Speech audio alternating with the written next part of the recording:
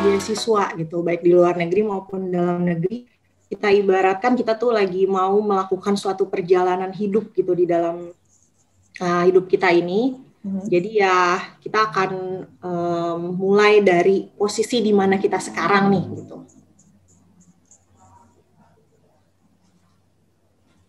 Oke. Jadi mulai dari mana sih kita harus memulai suatu perjalanan itu dalam hidup kita gitu. Yang pertama, langkah pertamanya,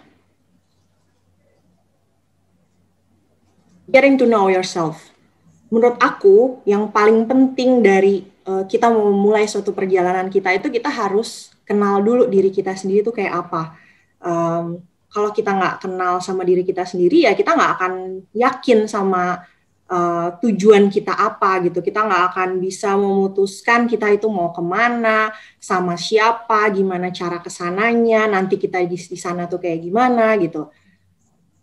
Dan beberapa hal yang harus diperhatikan dalam proses diri kita belajar mengenal diri kita sendiri itu adalah mimpi kita, personal taste kita, league kita atau level kita tuh ada di mana sih gitu.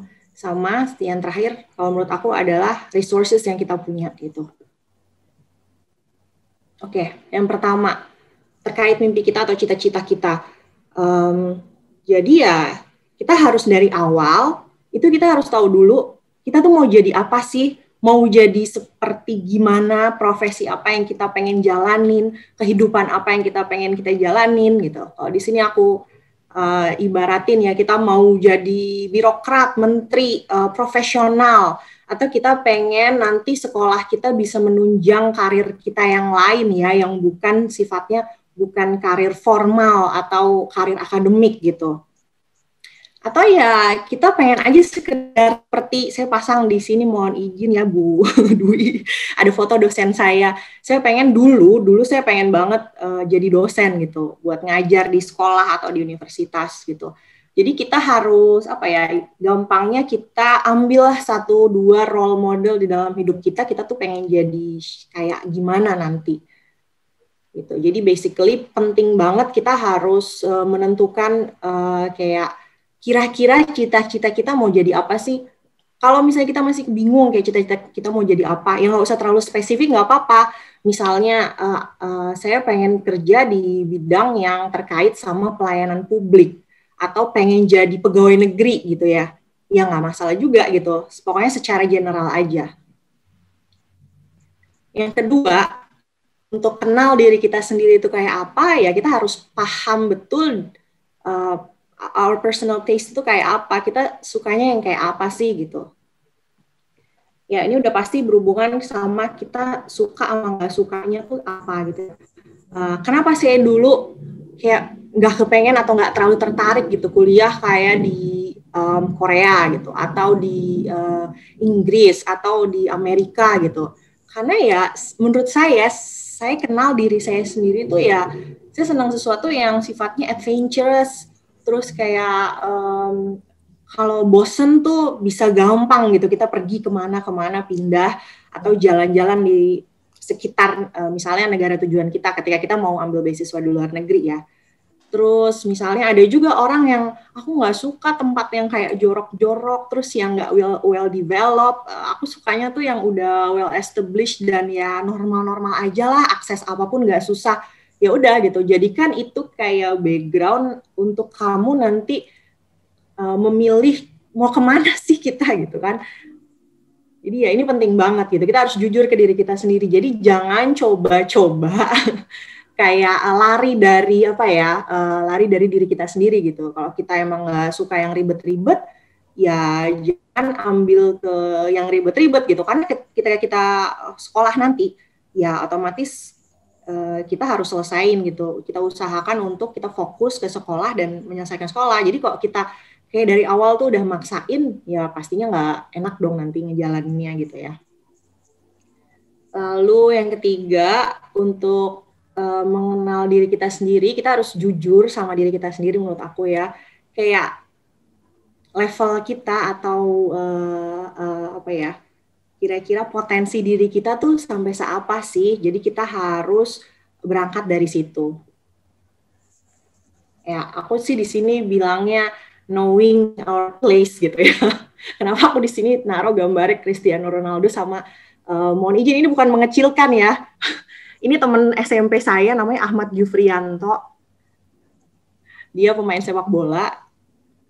Ini saya gambarin di sini kayak kita harus tahu tempat kita ada di mana. Apakah kita ini punya kualitas untuk bermain di Serie A atau ya memang saat ini kualitas kita ya mainnya di Liga Tarkam dulu deh gitu. Ini bukan ngecilin Liga Tarkam ya teman-teman. Nggak masalah gitu. Jadi kita harus kenal dulu potensi kita kayak apa. Kalau seandainya dari awal memang kita kayak tipe yang udah sering ikut kompetisi macam-macam, udah berada di top of the top lah ya gitu. Ya jangan kalian membatasi diri kalian minder untuk nggak berani berkompetisi di liga yang besar gitu. Ya, go for it gitu. Tapi kalau ya memang saat ini kita belum, masih banyak hal lain yang harus kita fokusin, kita belum siap untuk kompetisi yang lebih besar, kita mulai dari yang kecil dulu. Inilah sebabnya makanya dulu aku juga nggak terlalu yang Amerika minded atau Inggris minded atau negara maju minded lah gitu waktu itu. Jadi kayak aku pengen yang pelan-pelan dulu deh gitu. Oh memang pada saat itu ketika aku coba-coba daftar scholarship, itu kayak pertama kalinya banget gitu. Aku baru lulus S1 dan belum pernah yang selain waktu kuliah itu ya yang jauh dari orang tua atau kayak berada di tempat yang completely new gitu, terus kayak udah belum biasa gitu ikut yang kayak kompetisi-kompetisi besar gitu. Jadi kenapa enggak gitu, nggak masalah kita ikut yang kira-kira syaratnya nggak terlalu susah dulu deh, karena kan tujuan kita waktu itu pengennya dapet ya. Jadi ya walaupun kita nggak boleh minder, kita nggak boleh ragu untuk join atau coba sesuatu yang kayaknya nggak kebayang gede banget ya. Ya, tapi kita tetap harus balik lagi gitu, harus realistis. Itu sih poin utama aku. Jadi kayak kita harus benar-benar bisa ngenalin potensi diri kita tuh kayak apa gitu, level kita ada di mana, kita bisa bertanding di mana gitu. Ya, jadi akan menjadikan usaha kita untuk berkompetisi itu lebih efektif. Gitu. Bukan berarti ya kita nggak ngeberaniin diri untuk ikut kompetisi yang lebih besar. Boleh aja kalau untuk kayak sekedar ngetes mentalitas atau ngetes keberuntungan atau memang benar-benar pede untuk itu, ya silahkan. Tapi kalau aku sih lebih ke kita mulai dari yang pelan-pelan dulu deh waktu itu. Aku mikir waktu itu aku belum siap untuk kompetisi yang kayak terlalu besar lah gitu. Makanya waktu itu aku pikir, oke, ada beasiswa yang namanya ICCR Scholarship. Wah ternyata syaratnya nggak terlalu susah dan kayaknya ini bukan beasiswa yang kayak gimana ya, jadi sesuatu yang setiap tahun tuh ditunggu-tunggu sama semua mahasiswa atau semua profesional gitu. Jadi ya kita harus tahu potensi kita seapa, terus kita baru ikut gitu. Realistis berarti ya kuncinya ya Mbak? Iya, realistis. Bukan berarti harus minder atau selalu menahan diri ya, enggak. Tapi kita tetap harus realistis dan jujur sama diri kita sendiri, potensi kita seapa sih gitu kan. Lalu untuk terakhir nih, modal kita kayak untuk memutuskan kita tuh mau ngapain, mau kemana gitu, adalah resources yang kita punya gitu, sumber daya yang kita miliki. Apa sih yang kita miliki gitu? Yang pertama udah pasti ya, uang gitu, karena ya walaupun beasiswa itu gratis sekolahnya gitu, tapi kan tetap aja ya untuk kayak kita ikut join berkompetisi beasiswa kita butuh modal, kita harus ikut TOEFL, kita harus ngambil IELTS, kita harus nyiapin portofolio lain yang mendukung, yang itu pasti butuh banyak persiapan berupa dana gitu. Jadi yang nggak bisa dipungkiri gitu. Kayak contohnya makanya kita bisa lihat teman-teman yang dapat beasiswa LPDP itu ya, to be honest ya, kita semua bisa pasti lihat ya memang kebanyakan punya prestigious background juga gitu. Mereka juga banyak yang privilege. Karena apa? Karena syarat dari beasiswa LPDP itu kita harus punya LOA, ya LOA unconditional dari universitas yang kayak top 10 di dunia lah atau apa. Untuk akses menuju ke sana, kalau kita nggak punya modal itu, ya gimana kita bisa dapat LOA-nya gitu kan? Simpelnya gimana kita bisa punya networknya untuk ke sana, kita punya profiling yang bagus sehingga si universitas itu tuh mau ngasih kita LOA unconditional atau apa gitu ya. Makanya tuh aku pilih beasiswa ke India karena nggak membutuhkan seperti itu. Jadi beasiswanya tuh lebih pro ke orang-orang yang entry level lah dan kayak nggak punya privilege seperti orang-orang yang bisa dapetin LOA ke universitas-universitas yang top lah di negara-negara maju gitu. Jadi ya pelan-pelan dulu lah gitu. Terus kayak berikutnya, kayak seberapa besar sih kita luas bergaul di media sosial gitu. Ini penting banget karena kan semua sekarang akses tuh udah terbuka lah buat siapa aja. Jadi memang keluasan berselancar di dunia maya dan make media sosial secara optimal itu kayak penting banget gitu. Semua informasi ada di sana. Contohnya kayak misalnya kita nanti begitu kita udah kenal nih diri kita sendiri, kita udah menentuin aku tuh punya kayak dulu salah satu hal yang bikin aku tertarik kuliah di India adalah dulu aku pernah ikut semacam youth program gitu di Korea. Di sana ya aku temenan lah sama beberapa sesama mahasiswa asing gitu, dan ada sekelompok mahasiswa India gitu.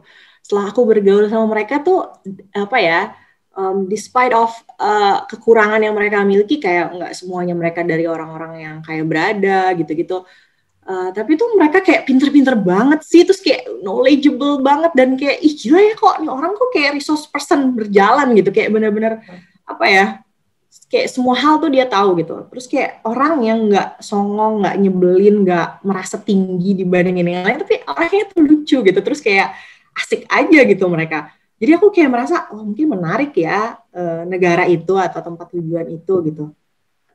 Jadi kayak ya gitulah, dari situ aku kayak mulai cari, kalau untuk ini aku ngomonginnya untuk beasiswa ke luar negeri ya. Di setiap negara, kayak hampir setiap negara tujuan sekolah di dunia itu kan pasti punya Perhimpunan Pelajar Indonesia ya. Bahkan secara global ada yang namanya Perhimpunan Pelajar PPI Dunia. Perhimpunan Pelajar Indonesia Dunia gitu. Yang setiap tahun juga ada simposiumnya, ada macam-macam kegiatannya, ada kayak jejaring alumninya gitu.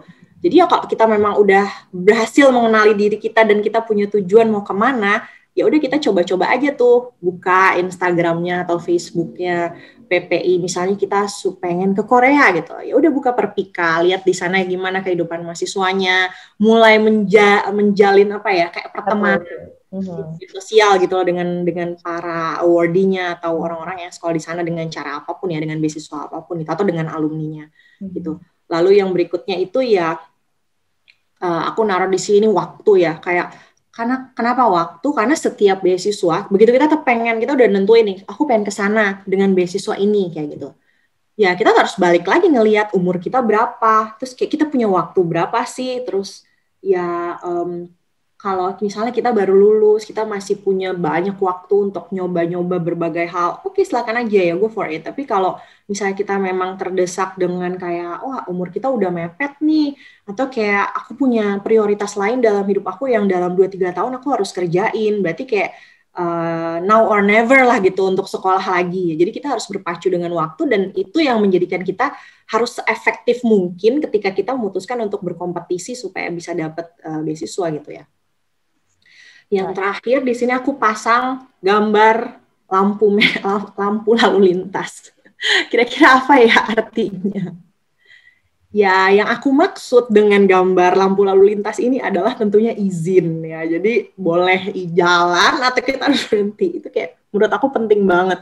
Karena kadang kalau kita lagi berkompetisi gini nih, otomatis support dari keluarga penting banget kan.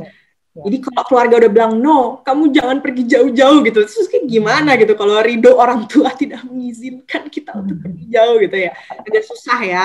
Pokoknya penting, apalagi kayak izin dari suami atau istri buat yang berkeluarga, terus nanti kayak gimana kita akan bawa keluarga kita ke tempat tujuan kita yang kita pengen, atau buat teman-teman yang udah pada kerja, ya atasannya ngasih nggak, atau atasannya ngasihnya kemana, atau kantornya ngasihnya kemana, beasiswa yang mana, kayak gitu kan.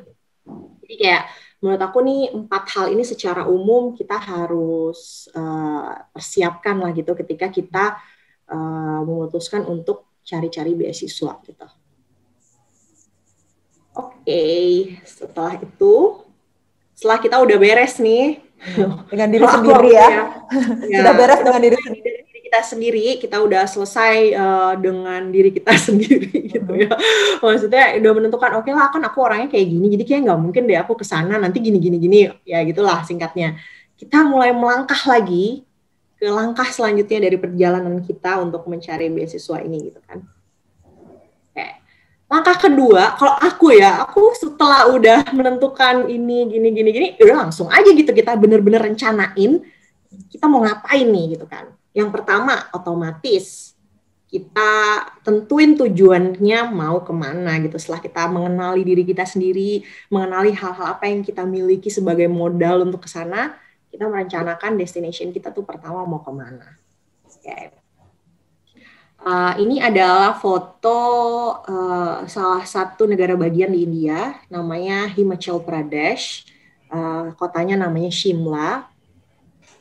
Mungkin kalau yang seangkatan sama saya mungkin tahu ya salah satu film yang fenomenal banget dulu ada zamannya. Apa tuh Mbak? Ini coba deh mungkin Mbak Mega tahu ya. Ada film yang menceritakan tentang perjalanan hidup tiga sahabat. Three Idiots itu? Ya, that's right. Berarti Mbak Mega seangkatan sama aku kali ya. Bisa jadi. Banyak ngambil syuting di Shimla ini tuh bagus banget, tapi jauh banget memang karena dia kayak ada di kaki Gunung Himalaya lah gitu, kaki Himalayan Range gitu. Dan dia udah jelas-jelas di sana kentara banget ya 4 musimnya, bukan kentara banget ya, maksudnya kentara banget musim dinginnya gitu. Mungkin banyak yang nggak aware ya, aku yakin peserta ini semua juga banyak yang nggak aware kalau India itu adalah negara 4 musim. Jadi ada musim panas, musim dingin, musim semi, dan musim gugur gitu. Nah kalau di sini udah pasti musim dinginnya dingin banget gitu. Jadi kayak aku dulu ngelihat profil India gitu, kayak wah gue banget nih gitu, dari mulai yang panas sampai yang dingin itu ada. Terus dari mulai yang kelihatannya kayak masih kolonial, terus kayak bener-bener antik-antik banget, sampai yang memang ya udah kayak negara gimana sih, kayak kota biasa aja lah seperti Jakarta gitu, itu ada gitu. Jadi kayak nggak tahu kenapa tuh aku dulu ngerasa itu seru aja gitu. Jadi kayak penting aja kita berusaha mengenali kayak tujuan kita tuh mau kemana, kita cari-cari info ya, biasalah anak zaman sekarang udah pasti ngerti lah gitu kayak gimana ngeliat-liat di media sosial atau di foto-foto gitu. Atau bahkan kita kayak sekarang kan hobi banget nonton Korea gitu kan, kayak aku pengen ke Korea gitu, it's okay gitu. Jadi mulai dari situ dulu gitu. Terus imajinasinya harus sampai sana dulu ya sebelum badannya sampai di sana. Iya, betul harus sampai sana. Dan kita kan dari berbagai hal kita bisa membayangkan ya kehidupan apa yang kita akan miliki di sana, walaupun kayak hal-hal yang kita lihat di media sosial, di film, di lagu dan lain-lain itu nggak menggambarkan 100% tentang kehidupan aslinya. Cuman kan tetap aja kurang lebih gitu, pasti ya kayak gitu kan. Yep. Kayak kalau Korea lucu-lucu di sana, cowoknya pada hobi bersolek, terus cewek tuh benar-benar memperhatikan penampilan banget, kayak gitu-gitu ya di sana memang kayak gitu. Teman-teman aku yang pada kuliah di Korea, ya juga jadi begitu gitu kan kebanyakan, karena kan menyesuaikan ya kita. Kalau di India orangnya India banget gitu, suka joget-joget dan muter-muter di tiang gitu, ya emang kayak gitu. Gitu kan, jadi kayak ya penting lah untuk kayak tahu dulu gitu tujuan kita tuh kemana gitu, dan kita tentukan oke, kita mau ke sini. Yang kedua dari merencanakan itinerary kita adalah kita punya supplies apa, kita punya bekal apa yang mungkin modalnya untuk ke sana gitu. Kita persiapin baik-baik apa yang dibutuhin dari beasiswa itu. Dari kita misalnya mau udah milih nih kita mau beasiswa apa gitu, kayak kalian mau ikut beasiswa LPDP, ya udah kalian setelah kalian melakukan pencarian, penelusuran, obrolan, diskusi dan lain-lain sama mungkin alumni dan lain, ya kalian harus siapin kayak yang tadi aku bilang ya, LOA. Itulah yang kayak kalau LPDP itu kayak penting banget LOA gitu, karena kalau LPDP itu hanya memberikan kita biayanya, tapi tidak membantu kita untuk mencari universitasnya gitu. Itu yang nggak enak, itu minusnya beasiswa LPDP itu seperti itu gitu ya. Terus kayak kalau beasiswa beasiswa aku ya, beasiswa ICCR Scholarship itu dulu itu enak banget. Kenapa aku milih karena aku tuh orangnya dulu nggak mau ribet gitu ya waktu itu, karena kan posisinya waktu aku nyari beasiswa tuh aku lagi kerja. Jadi kayak aku kayak nothing tulus aja gitu kan ikut beasiswa dan baru pertama kali juga gitu.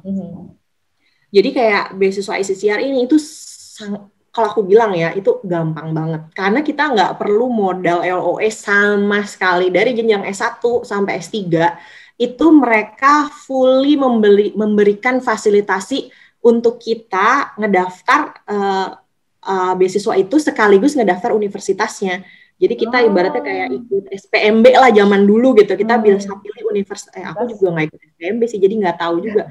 Jadi kayak kita harus pilih pilihan pertama apa, jurusan apa, pilihan kedua enak banget kan? Kita kayak nyari-nyari sponsor, nyari-nyari promotor dulu apa. Ya udah kita cukup baca profil tentang universitasnya, jurusan apa yang kita mau. Ya udah gitu, kita tinggal terus nanti mereka itulah enaknya harusnya, ideally ya beasiswa LPDP tuh mungkin kedepannya akan harusnya seperti itu gitu. Jadi ya kita memang juga dibantu untuk sekaligus ngedaftar ke universitasnya gitu. Jadi kan benar-benar rata yang ikut, nggak cuma orang-orang yang privilege aja ya, yang punya koneksi ke sana gitu kan, tapi orang-orang yang kayak benar-benar awam baru itu juga bisa ikut berkompetisi gitu kan. Itulah enaknya beasiswa ke India. Sama sih kayak beberapa beasiswa lain kayak KGSP, KOIKA atau ya mungkin yang lainnya ya, itu ada juga yang seperti itu gitu. Kita nggak harus dapetin LOE dulu. Gitu. Tapi yang jelas ya berarti kan harus tahu beasiswa atau universitas yang kalian mau tuju tuh perlu apa aja, ya udah dipersiapkan baik-baik ya kayak TOEFL segala macem.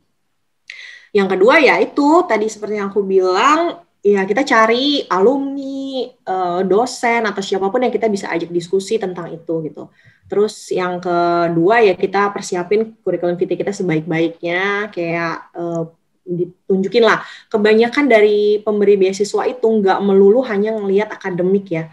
Tapi banyak prestasi lain yang kayak dilihat gitu, kayak seberapa besar engagement kita dalam organisasi, dalam masyarakat. Jadi kayak kalau kamu udah sering ikutan kayak LSM atau misalnya organisasi keagamaan, itu kayak menjual banget gitu. Itu nilai plus ya? Ya, karena mereka tuh mau membawa kita ke sana, bukan cuman kayak pengen kita kuliah di sana gitu, tapi kita juga harus nerapin mentality yang kita punya ketika kita memang rajin ikut-ikut kegiatan lain gitu, organizational activity lah gitu, ketika kita kuliah nanti gitu. Jadi kayak beasiswa India ini, itu IPK yang dibutuhin itu kecil banget Mbak. Itu kita rata-rata kan minimal IPK 3, sekian kayak ya udahlah gitu, bagi yang IPK di bawah 3 tuh udah ya udahlah aku nggak mungkin gitu dapet beasiswa gitu. Tapi dia itu ya untuk beasiswa S2 itu cuma minta IPK 2,75. Ah, serius? Ya.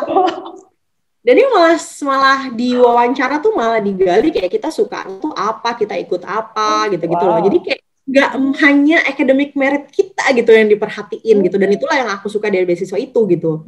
Jadi kayak nggak yang menyeramkan dari awal tuh IPK-nya 4 semua nih pesertanya atau paling kecil 3,8 apalah aku yang 3,5 sekian ini gitu misalnya gitu kan.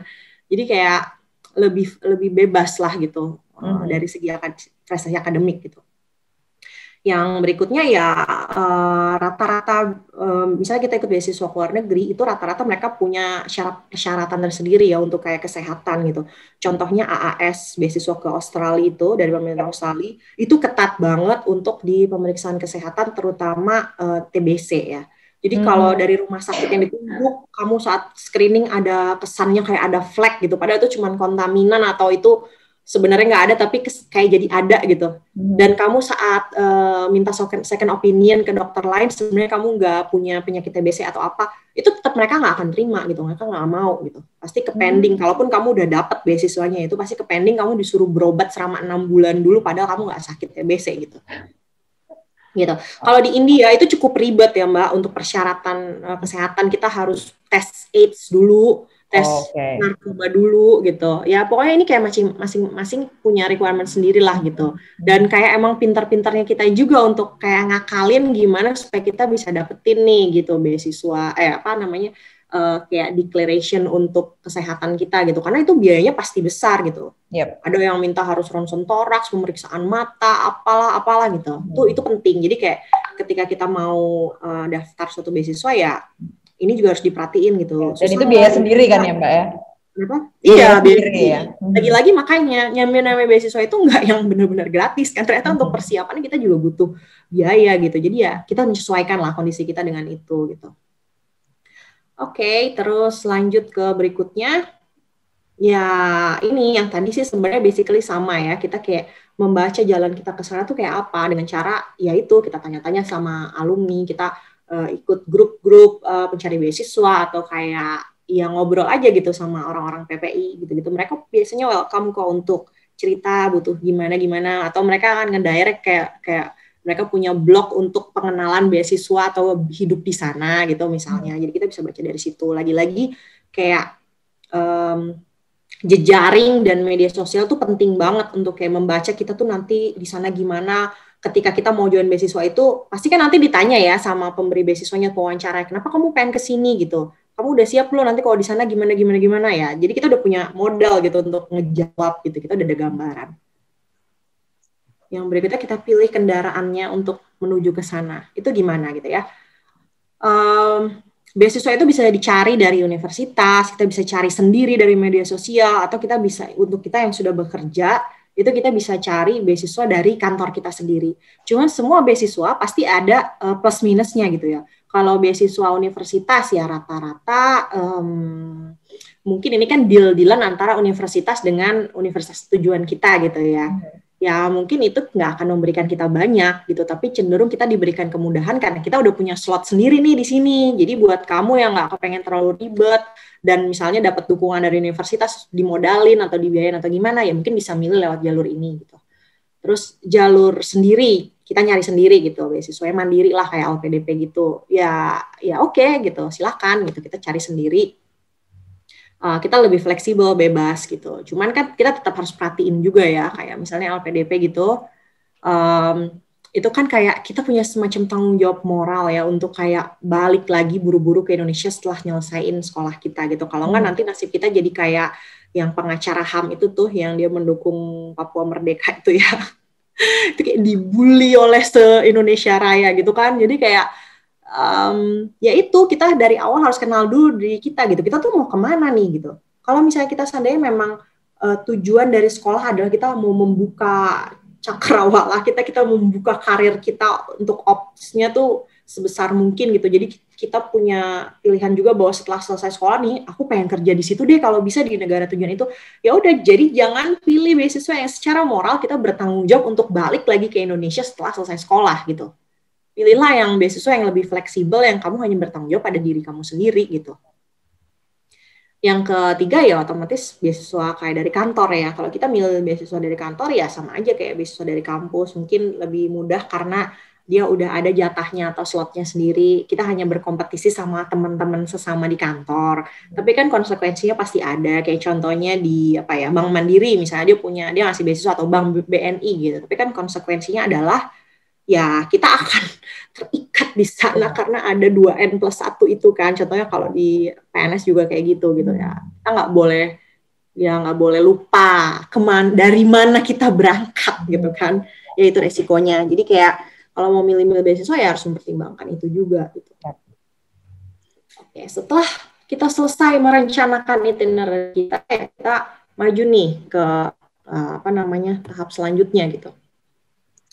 Tahap selanjutnya adalah preparing the plan B gitu, karena ya kita nggak akan selalu berhasil gitu kan dapat beasiswa, atau saat kita udah dapet nih beasiswanya gitu, yang nggak akan selalu mulus jalannya, kayak ibaratnya hidup tuh ada aja cobaannya gitu kan.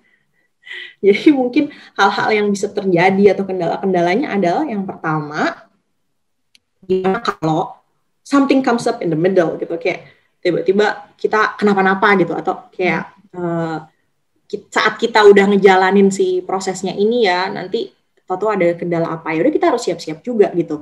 Kayak salah satu senior saya yang tadi sempat ikut, nggak tahu kalau sekarang masih ada apa nggak beliau mau nikah waktu itu. Oh, ikut nggak nih beasiswanya? Ikut deh. yaudah nikahnya nanti dulu deh, ditunda dulu. Udah ikut beasiswanya, udah jalan prosesnya sampai akhir.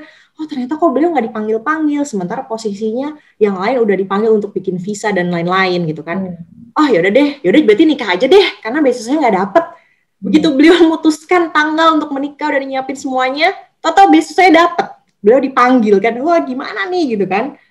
Ya itu kayak gitu-gitu, jadi kendalanya tuh kita harus antisipasi dari awal, jadi jangan pernah kayak ngapa-ngapain tuh nggak ada pegangan lah. Mungkin ada ya orang-orang yang cenderung kayak lebih suka freestyle aja gitulah, pokoknya nggak ada antisipasi apa-apa, itu pikirin nanti aja gitu ya, silakan aja. Tapi kalau menurut aku sih yang udah ngejalanin ya tetap kita harus jaga-jaga gitu, kalau kalau kita kenapa-napa ya kita harus udah punya plan B-nya gitu, apapun itu. Yang kedua, what if I got lost gitu? Udah bingung nih harus ngapain, terus ya udah, makanya itu penting banget untuk kita ikut join kayak di komunitas pencari beasiswa, atau kayak kita kenalan sama senior-senior yang udah pernah lulus gitu. Karena kita bingung harus ngapain, ada syarat yang kurang, apa yang harus dibawa, apa yang harus disiapin, ya kita bisa mengandalkan itu gitu. Kita bisa mengandalkan keluasan kita dalam bergaul di media sosial, atau maintain network kita sama senior-senior atau teman-teman yang lain gitu, yang pengalamannya udah lebih banyak daripada kita. Yang terakhir, if I don't get the ticket, gimana kalau aku nggak dapet beasiswanya setelah nyoba, aku nggak lulus gitu. Ya ini sih klise banget ya sebenarnya, kayak ya sekarang kembali lagi ke diri kita gitu kan. Ya seberapa besar mentality kita gitu kan, kita udah memutuskan untuk ikut kompetisi. Kalau misalnya seandainya kita nggak gagal gitu, ya jangan sekedar anggap itu benar-benar kayak kita kayaknya emang nggak bisa deh ikut, kayaknya emang aku belum sanggup deh, atau jangan kayak gitu lah, kayak always see things from the bright side gitu.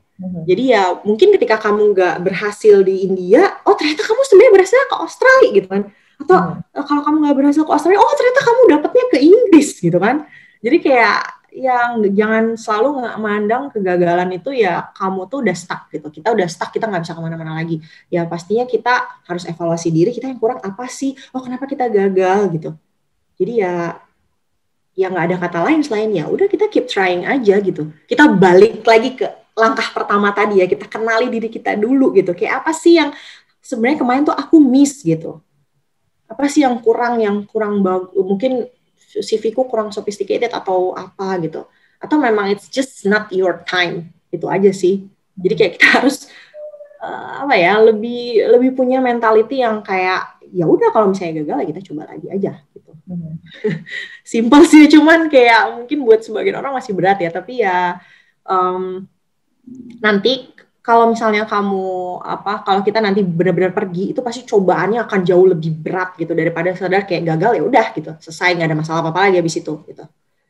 Jadi ya emang kalau if it is meant to be ya udah pasti terjadi lah gitu. Intinya tuh harus nyoba terus aja. Terus yang berikutnya adalah ya udah setelah tadi 3 langkah itu kita kerjain, ya kita mulai gitu. Kadang yang berat tuh itu gitu, kita udah nyiapin segala macam gini-gini, tapi tuh yang berat adalah memulai gitu. Jadi kayak nggak akan ada kalau aku sih dulu prinsipnya there is always a first for everything gitu. Jadi kita jangan pernah ragu untuk mencoba gitu. Dan otomatis yang selalu jadi kayak pegangan hidup aku ya, we cannot pray for an A if we study for a B gitu. Jadi ya segimana-gimana kita sama Tuhan ya, kok kita cuman berusahanya cuma sampai dapat nilai B aja, mau kita berdoa siang malam buat dapat nilai A ya Tuhan juga tahu kali kalau usaha kita tuh cuma sampai B gitu kan. Jadi ya kita balik lagi selalu evaluasi diri kita, kenali diri kita apa yang kurang dari diri kita, apa potensi yang harus kita tonjolin, harus kita jual agar menarik untuk dibeli sama donor gitu, sama orang yang mau ngasih kita beasiswa gitu. Gitu. Oke, kayaknya itu aja sih Mbak, udah cukup lama ya kayaknya. Yang terakhir, ya apa aja pertanyaan terbuka tentang apa aja ya, kayak gimana hidup di luar negeri, atau mungkin ada yang masih komentar atau ikut berbagi gitu tentang pengalamannya. tentang hambatan-hambatan mungkin yang aku dapetin dulu. Terus kayak kenapa sih harus beasiswa ke luar negeri? Emang kenapa sih gitu? Kenapa aku harus kayak berusaha sejauh itu gitu? Atau topik apapun yang berhubungan kayak Mbak kalau aku beasiswa ke Korea nanti aku bisa dapat pacar nggak atau apa aja lah gitu yang kira-kira terlintas di pikiran gitu. Oke Mbak Mega, aku kembalikan ke Mbak Mega. Oke, thank you Mbak Denis. Sama-sama. Kalau dulu di India ketemu Shah Rukh Khan nggak? Ini kayak pertanyaan ditanyain sama hampir semua orang yang tahu aku kuliah di India ya. Ketemu artis India nggak? Aduh, kayak gimana ya, aku aja jujur ya, selama aku 2 tahun kuliah di India, sebelum dan sesudahnya pun, seumur-umur aku nonton film India itu cuma 2. Si Three Idiots itu karena dipaksa-paksa oleh temen aku gitu. Yang satu lagi ada satu film Amir Khan tentang anak yang diseleksia. Waktu itu karena menariknya dari sisi pendidikan ya dan sisi psikologi anak gitu. Jadi aku nonton gitu. Ya walaupun oke, bagus, 2 film itu fantastik, bombastis, bagus gitu ya. Tapi it's just doesn't fit me gitu. Aku nggak ngerasa kayak merasa bisa banget. Kayak buru-buru ketemu artis ya, dan lagi pula aku kuliahnya jauh banget dari tempat betul. artis ini tinggal. Iya. Aku tadi sempat ngintip petanya tuh, di mana sih kotanya ini, ternyata agak di bawah tengah gitu kalau di peta India itu. Jauh banget di bawah. Jadi kayak Andhra Pradesh itu, Hyderabad itu tempat aku tinggal, itu adalah Silicon Valley-nya India. Jadi kayak kantor Facebook, Google, Yahoo itu pertama kali di Asia itu adalah di sana, di Hyderabad. Jadi makanya dikenal sebagai namanya high tech city. Jadi karena di sana tuh banyak banget migran ya. Ternyata begitu aku nyampe ke sana tuh banyak banget pekerja migran di sana. Jadi kita bisa ketemu orang dari Singapura, Filipina, Vietnam, Malaysia, itu banyak banget. Dan orang Indonesia juga banyak ternyata. Dan komunitas Muslim juga banyak di sana ya, selain Hindu. Kenapa dulu aku memilih India? Aku juga dulu jujurnya, dulu kan aku ya belum berjilbab sih ya. Jadi kayak sebenarnya sih nggak terlalu kayak khawatir banget, toh muka aku nggak kayak ke Arab-Araban atau apa, biasa aja lah gitu. Jadi orang kayak nggak terlalu bisa menerka mereka juga aku dari Indonesia atau dari mana gitu kan. Jadi aku nggak merasa sebenarnya takut-takut amat gitu. Cuman kan tetap aja ya aku akan lebih nyari tempat yang lebih comfortable lah buat Muslim gitu. Kan di India itu udah terkenal susah ya untuk apa kan katanya di sana nggak boleh motong sapi itu didewakan dan lain-lain kayak gitu ya. Tapi jadi aku lah lebih mikir kayak oke, aku lebih pengen nyari yang lebih Muslim friendly. Nah di Hyderabad itu kayak salah satu dulu di sana tuh ada kayak kerajaan gitu yang dia baru bergabung dengan pemerintah India itu 1 tahun setelah kemerdekaan India gitu. Karena di sana tuh dulu memang kerajaan Islam gitu. Jadi kayak aku merasa oke, aku akan ke sana karena kayaknya lebih ini deh, lebih Muslim friendly gitu, dan ternyata emang bener gitu. Oke. And for your information, tadi saya sempat kemarin cari-cari tahu tentang universitasnya yang dulu tempat Mbak Deni sekolah itu di IFL ya. Itu adalah universitas terbaik untuk jurusan bahasa, pendidikan, literatur dan juga linguistik di India gitu. Jadi teman-teman kalau tertarik sama linguistik, literatur, sastra dan sebagainya bahasa, bisa tuh mengikuti jejak Mbak Denis untuk bisa kuliah di sana gitu. Oke, saya akan coba ke chatroom Mbak. Sudah banyak yang nanya. Yang pertama dari Sarah, sampai sekarang apakah masih sama syaratnya IPK 2,75 minimalnya? Kemungkinan sih masih sama ya. Kalau aku ngelihat aku ngecek dari web dan ini semuanya masih sama. Kayak kalau India itu cenderung negara yang nggak terlalu labil lah dalam macam-macam gitu. Tahun ini syaratnya kayak gini, kayak LPDP ya. Tahun ini hanya dibuka untuk ini. Tahun depannya lagi nanti hanya buat ini gitu. Nggak ribet kayak gitu. Cukup sih. Konsisten berarti ya? Iya, agak konsisten. Dia mungkin dia nggak ada waktu juga untuk ngubah-ngubah syaratnya kali. Dan untuk kayak TOEFL pun di sana juga mintanya nggak yang wow banget gitu. Padahal di sana kan memang aku dulu kan pengen jadi dosen bahasa Inggris ya, Mbak Mega, teman-teman semua aku kayak pengen ngajar bahasa gitu. Oke lah, aku pilih India karena di sana memang second language-nya bahasa Inggris gitu. Dan di sana ternyata juga minta TOEFL-nya ya waktu itu cuman berapa ya, 500 atau 475, nggak banyak gitu, nggak yang 500, nggak yang minta 600 gitu, atau IELTS 7 gitu, enggak. Oke. syaratnya. Gitu. Oke. Itu tadi buat Mbak Sarah ya. Jadi masih sama, kalau misalnya mau cek bisa ke www.iccr.gov.in ya. Jadi nanti bisa ke sana, bisa dicek. Atau pantau terus Instagramnya PPI India. Oke, PPI India, bukan Instagramnya Mbak Denis ya. Gak ada. Kalau Instagram saya isinya tentang anak-anak dan Iya, oke. Kemudian kita ke pertanyaan selanjutnya. Oke. Is there any language requirement like TOEFL? If yeah, how about the score? Tadi sudah dijawab ya Mbak ya. Jadi TOEFL-nya yang ITP gitu, ITP skornya tadi 475. Nah, untuk yang terupdate skornya berapa nanti silahkan dicek di web yang sudah saya sebutkan tadi, www.iccr.gov.in gitu. Harusnya sih ICCR itu, aku nggak tahu ya, karena corona ini kan kayak merubah segala kehidupan kita di muka bumi ini gitu ya. Ya hopefully tahun depan gitu mungkin bisa akan segera dibuka lagi. Tapi memang ICCR tuh biasanya November sih, harusnya tuh bulan ini gitu pembukaan. Oke. Oke, ada yang mau nanya langsung via audio, Mbak? Dipersilahkan untuk Mas atau Bapak Alfandi Kasiragi, silahkan. Ya. Terima kasih Kak Mega dan Kak Denis atas presentasinya. That was such a fun ride and presentation. Thank you. Iya Kak Denis, saya mau bertanya. Tadi Kak Denis sempat menyinggung mengenai LOE bukan ya?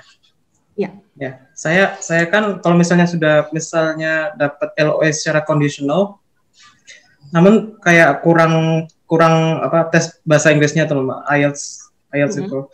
Nah, saya kan dapat informasi kalau tes IELTS ini susah, gini. Itu kalau misalnya in case ada mungkin sesuatu buruk terjadi dan IELTS-nya tidak memenuhi, itu plan kakak bagaimana, saran kakak? Dan untuk pertanyaan kedua Kak, kalau boleh saya lanjutkan ya. Ini IFL ini tadi kata Kak Mega kalau nggak salah bahasa, literatur dan pendidikan gitu Kak ya. Bahasa apa aja ya, bukan cuma Inggris. Oh, bukan Inggris saja, oke. Itu ada TESOL nggak ya course-nya Kak?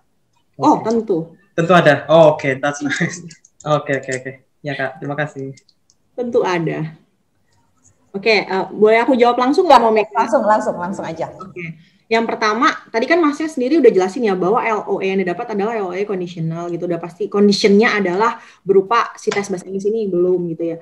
Kalau aku sih TOEFL sama IELTS itu emang gak ada obatnya untuk dapetin nilai yang tinggi selain ya we have to keep on practicing gitu. Gak ada jalan lain gitu. Kayak ya jalan satu-satu kita memang harus ikut kayak semacam, mungkin kalau kita nggak bisa belajar secara mandiri ya, nggak efektif belajar secara mandiri ya kita ikut yang kayak belajar online atau kursus-kursus yang ya mungkin kita cari yang agak-agak nggak mahal gitu, atau ya kita belajar sendiri terus latihan secara online kan sekarang juga banyak ya latihan TOEFL sama IELTS gitu. Emang nggak ada jalan lain sih selain belajar terus gitu. Itu. Terus kalau misalnya seandainya kita akhirnya nggak berhasil dapetin nilai yang diinginin, ya itu yang tadi aku bilang ya, we have to know our league gitu. Ya jadi kita realistis aja kalau aku ya. Dan kita kembali lagi ke si pemberi beasiswanya ini kok. Contohnya beasiswa Korea itu ya. Korea itu beasiswa ada Korean Government Scholarship Program, ada yang namanya beasiswa KOIKA, ada yang namanya beasiswa universitas gitu. Untuk si KGSP ini, itu untuk beasiswa master, dia butuh waktu 3 tahun. Yang 1 tahun adalah kita belajar bahasa supaya kita bisa dapat topik 7. Ini correct me if I'm wrong ya, misalnya di sini ada anak perpika atau ada yang udah pernah ikut KGSP gitu ya. Nanti kita selama 1 tahun di Korea itu kita kursus bahasa. Kalau kita nggak lulus ya dipulangin, nggak jadi kuliah. Simply like that. Gitu. Jadi ya balik lagi, kita emang harus realistis gitu. Kalau misalnya seandainya memang universitas inceran kita atau beasiswa kita terlalu susah gitu, itu semua kembali pilihan ke kita ya. Kita mau keep on going gitu, karena mimpi kita memang adalah kuliah di kampus itu. Oke, nggak apa-apa, ya udah kita harus striving so hard supaya meet the requirements gitu. Tapi kalau misalnya seandainya enggak, ya kita harus punya plan B gitu. Gimana kalau kita nggak berhasil? Ya kita cari lagi lah yang kira-kira kita bisa masuk ke kompetisi itu gitu. Itu sih Mas, kalau menurut aku semoga bisa sedikit menjawab ya. Terus yang kedua, pertanyaan kedua untuk di EFL University ini, aku juga dulu jujur banget, aku juga dulu nggak tahu ya kok ternyata tuh EFL itu di India juga terkenal gitu.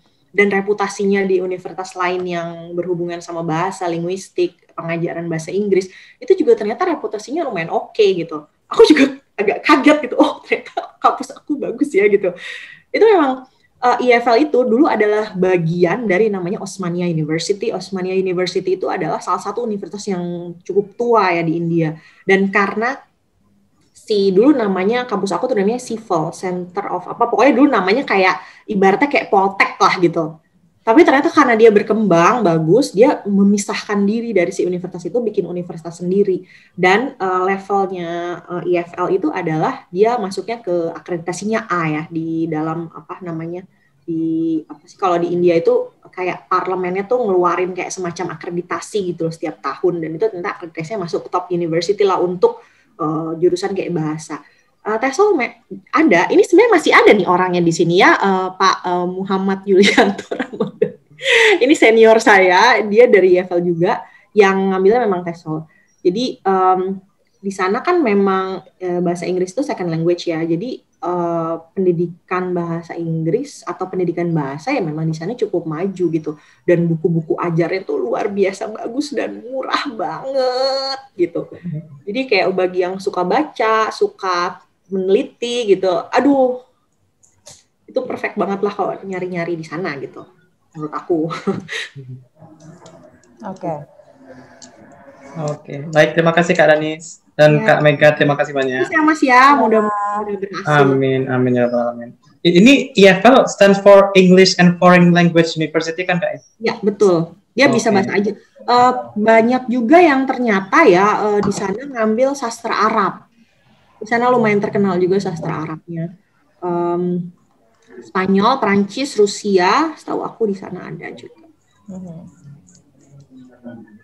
Oke, terima kasih Kak Danis dan Kak Mega. Selamat siang. Ya, selamat siang. Terima kasih Mas Alfandi.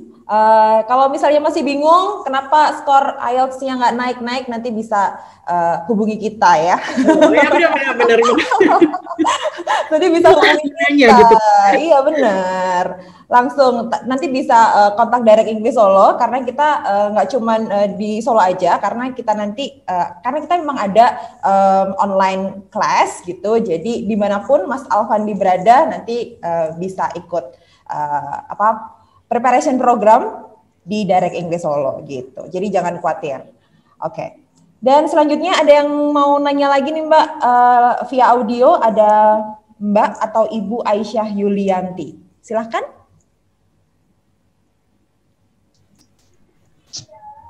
Punten, sebenarnya tadi tuh udah ngirim pertanyaannya di kolom chat, cuma ketinggalan. Apa boleh diungkapin aja, diomong secara langsung aja? Iya, langsung aja. Oke. Jadi ada 3 pertanyaan. Yang pertama itu, boleh nggak ini lebih dari 1? Boleh, silakan. Ya, perkenalkan dulu, nama saya Aisyah dari Cirebon. Jadi yang pertama itu, apakah kita itu harus bisa bahasa negara yang ingin kita tuju gitu? Maksudnya, misalkan kakak nih di India, apakah harus bisa bahasa Indianya gitu? Terus, pertanyaan kedua, terus kalau boleh tahu gitu, apa aja sih kesulitan-kesulitan kakak itu selama kuliah di India gitu? Apalagi sebagai perempuan gitu. Terus tips dari kakak gitu bagi perempuan yang ingin kuliah ke luar negeri gitu? Apakah kalau sendiri itu aman atau gimana gitu ya Kak? Terus yang ketiga, kalau boleh tahu juga kakak dulu belajar bahasa Inggris itu gimana gitu? Terus sejak kapan udah bisa lancar speak English gitu? Terima kasih. Yang pertanyaan pertama dulu, apakah harus bisa bahasa negara tujuan? Aca nih ini, apakah Mbak Denis bisa bahasa India gitu? Oke, aku langsung jawab boleh ya Mbak? Boleh. Oke, yang pertama kayak kita harus bisa nggak sih bahasa di negara tujuan? Tadi mungkin sebenarnya udah sempat aku singgung juga, itu balik lagi ke syarat dari pemberi beasiswanya ya. Kayak misalnya yang tadi aku bilang untuk Korea, itu untuk beasiswa S2 dan S1, itu nanti akan menulis tesisnya dengan bahasa Korea. Bayangkan kita harus menulis dengan bahasa Korea, terus presentasi depan profnya pakai bahasa Korea. Ya ampun, selama ini kita cuma bisa annyeonghaseyo gitu doang kan ya. Sama sarangnya gitu kan. Opa gitu. Ya itu jadi kayak balik lagi ke si pemberi beasiswanya ini ada syarat seperti itu atau enggak, karena otomatis dikasih syarat seperti itu tuh pasti ya karena kita akan butuh gitu. Nah, as for India, kalau aku ya sama aja kayak waktu aku kuliah S1.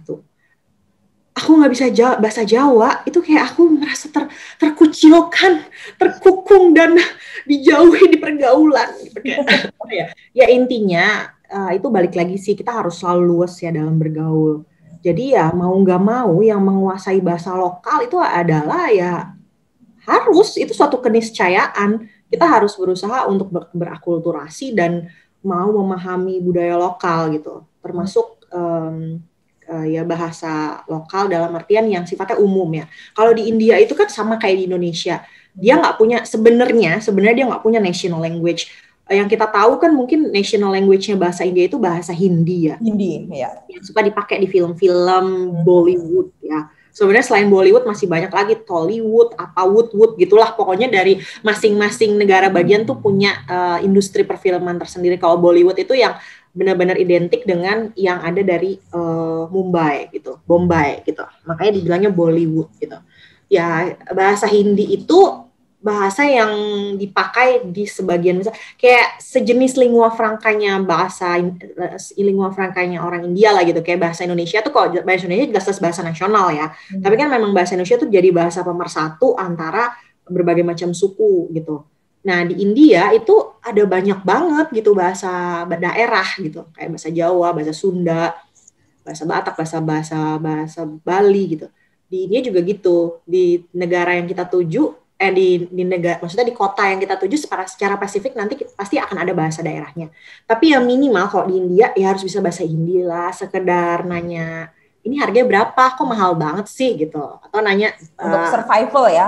Ya, yang benar-benar kayak basic survival need lah gitu. Gitu aja sih.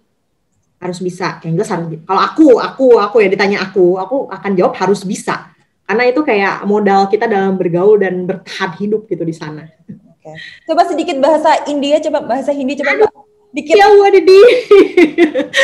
udah apa ya. Ya aku cuma bisa kayak misalnya kita bilang makasih ya, bilang makasih Mas. Syukriya Baya gitu. Oke. Sama-sama, atau misalnya no problem, koimat nahi gitu, gitulah. Aduh kayak kagok banget, kayak udah berbelas-belas tahun gak ngomong bahasa ini ya gitu. Kita bisa belajar dari teman-teman yang orang-orang lokal gitu.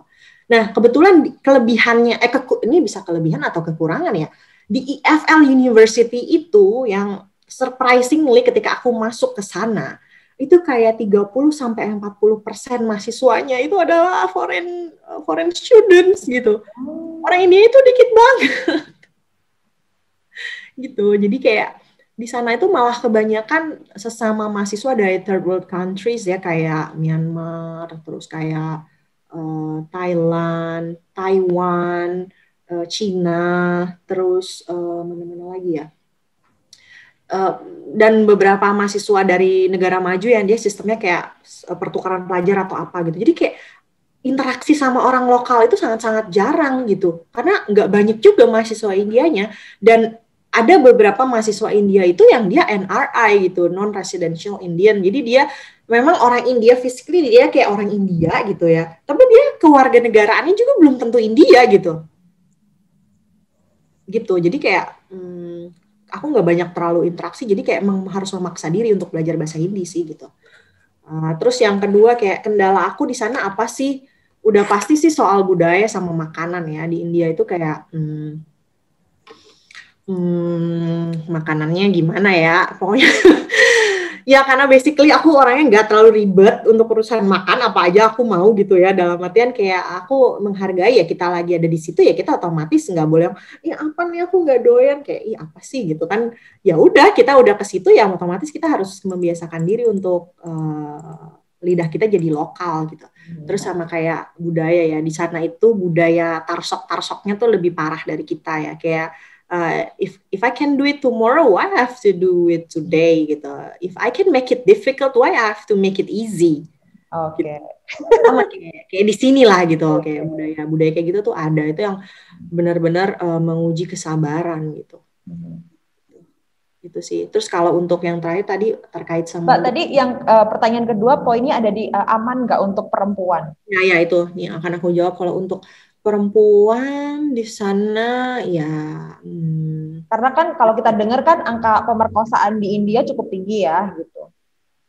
Ya itu sih sebenarnya gini loh, angka pemerkosaan itu kan cukup tinggi itu karena kita membandingkan dengan jumlah penduduk atau persentase penduduk atau persentase perkosaan gitu yang ada sama negara kita gitu. Ya kayak negara kita cuma berapa sih, 200 sekian puluh juta orang ya. Di sana itu penduduknya ada 1,3 miliar. Oke. Gitu kan? Kayak jauh banget sama kita gitu. Jadi kalau ngebandingnya sekedar persentase atau kayak angka berapa ribu gitu emang kayaknya mengerikan banget gitu. Tapi kalau kita kesana sih enggak kok. Dan mereka itu kan rata-rata banyak yang mereka orang Hindu yang taat ya. Tahu sendiri orang Hindu itu sangat percaya sama dharma dan karma gitu. Jadi ya kalau memang yang di daerah-daerah tertentu yang memang benar-benar masih menjalankan itu, ya mereka ngambil aja nggak akan mau gitu. Mereka percaya bahwa ya kalau kita berbuat jahat kita akan terkena karmanya gitu. Jadi ya nggak seserem itu kok. Ya alhamdulillah sih saya di sana baik-baik aja, nggak pernah mengalami sesuatu kejadian yang menyeramkan atau apa. Ya ada sih beberapa insiden ya teman-teman yang kayak ngalamin digodain, catcalling gitu, disiul-siulin atau dicolek-colek sama orang gitu. Itu kayak sama aja nggak sih kayak di sini? Di sini juga gitu kan? Gitu. Ya semenyeramkan yang kita pikir kok, apalagi kalau emang jelas-jelas terlihat kalau kita orang asing. Itu kebanyakan orang normal di sana ya itu takut, maksudnya ya lebih cenderung ngeri lah sama aduh kalau kita kenapa-napa sama orang asing tuh nanti urusan jadi panjang, polisi sungkan gitu ya. Iya, nggak akan mereka kayak yang berbuat yang aneh-aneh gitu.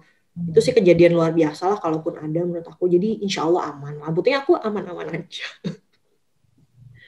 Oke. Pertanyaan ketiga, gimana cara belajar bahasa Inggrisnya dulu? Oke. Belajar bahasa Inggris dulu. Ya kalau aku tadi bilang sama kayak belajar TOEFL sama ini basically for learning any language gitu ya. The best way to learn language is to get used to the language itself gitu.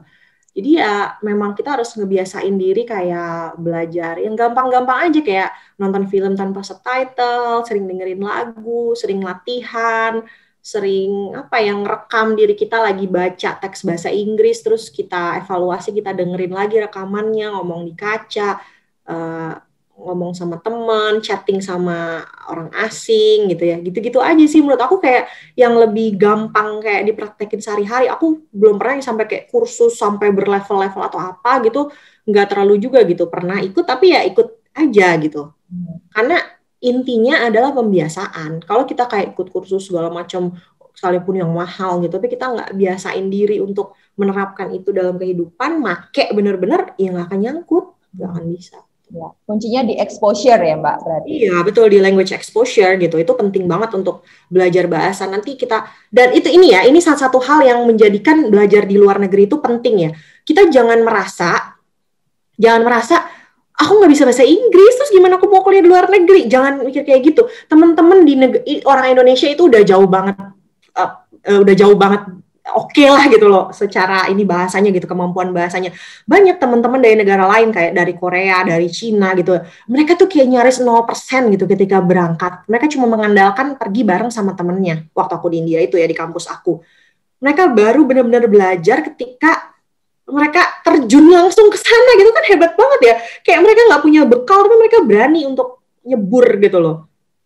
Jadi nggak apa-apa juga sebenarnya, yang penting kita pede gitu. Kalau misalnya kita memang nggak pede, ya udah kita harus bisa dulu gitu. Tapi kalau misalnya kita pede, ya udah kita learning by doing aja, nggak masalah itu pasti akan banyak dibantu, orang juga ngerti lah gitu. Makanya itulah kenapa aku milih kayak kuliah ya di India aja lah gitu, yang slow down aja gitu. Mungkin kalau kita milih kuliahnya di Amerika gitu ya, mau nggak mau lah, nggak mungkin lah kita kuliah di MIT kita nggak bisa bahasa Inggris gitu kan, susah juga ya.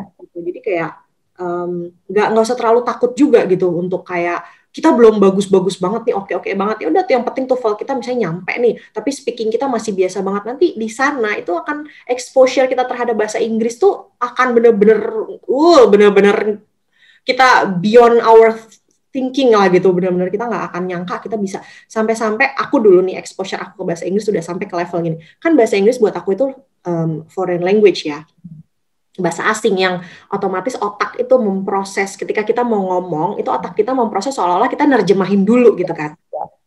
Ya, tapi ketika aku udah kuliah di sana kayak sekian lama, apalagi misalnya teman satu flatnya tuh nggak ada orang Indonesia sama sekali, semuanya orang asing. Itu aku sampai udah mulai ke tahap, kalau dulu belajar psikolinguistik ya, itu udah mulai ke tahap aku udah nggak nerjemahin lagi gitu ketika ngomong, udah langsung ngomong aja. Terus ketika aku ngitung, itu secara nggak sadar aku ngitung pakai bahasa Inggris, sampai-sampai aku dalam hati gitu, aku gitu kayak 1, 2, 3, 4, ngapain dong ngitung pakai bahasa Inggris gitu, kayak secara kaget sendiri gitu ya. Itulah karena exposure sama bahasa Inggrisnya udah benar-benar kuat banget gitu. Oke. Wow. Semoga tadi bisa menginspirasi ya cara belajarnya Mbak Denis. Jadi kuncinya ada di language exposure. Oke. Langsung ke pertanyaan berikutnya dari Andika Fitriana di Solo. Selamat siang, izin bertanya, saat kuliah di luar negeri, budaya di luar negeri dengan budaya di Indonesia tentu berbeda. Bagaimana tips dari Mbak Anissa dalam mengatasi culture shock yang sering dialami mahasiswa Indonesia agar bisa beradaptasi dengan lingkungan baru serta tidak mengganggu proses belajar? Terima kasih. Ya, terima kasih pertanyaannya Mbak. Ini Mbak apa Mas ya? Kayaknya Mbak ya, Mbak Andika Fitriana.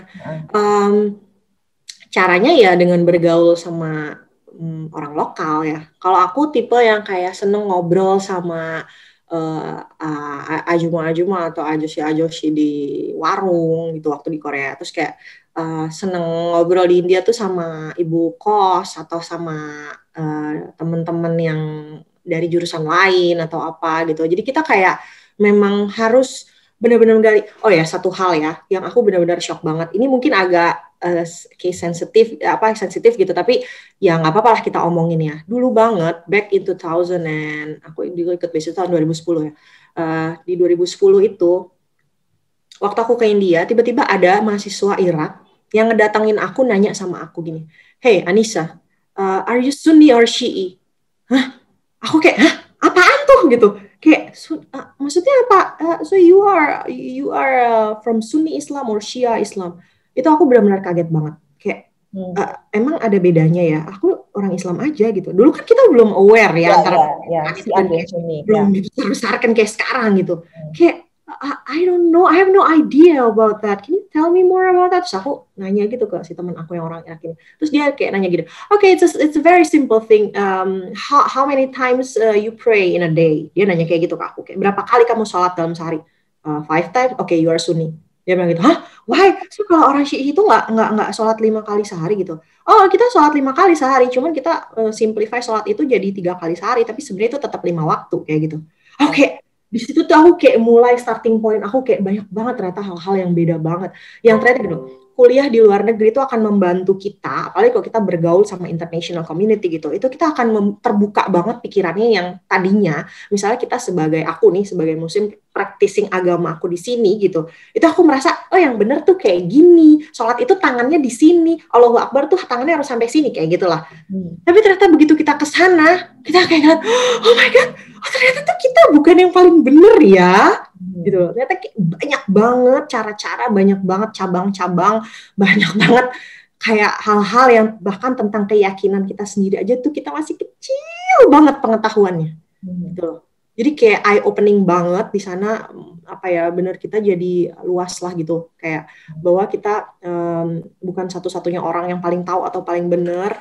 Kita banyak banget belajar di sana kayak gitu. Jadi kayak jadi mulai tahu ternyata si Anu dan si Anu itu nggak sholat bareng karena yang satu tuh ke sini, yang satu ke sana kayak gitu loh. Jadi kayak Itu kayak gitu, itu padahal mengenai sesuatu yang udah ku anut dari kecil ya, tapi ternyata begitu aku kesana tuh kayak oh kayak gini toh gitu.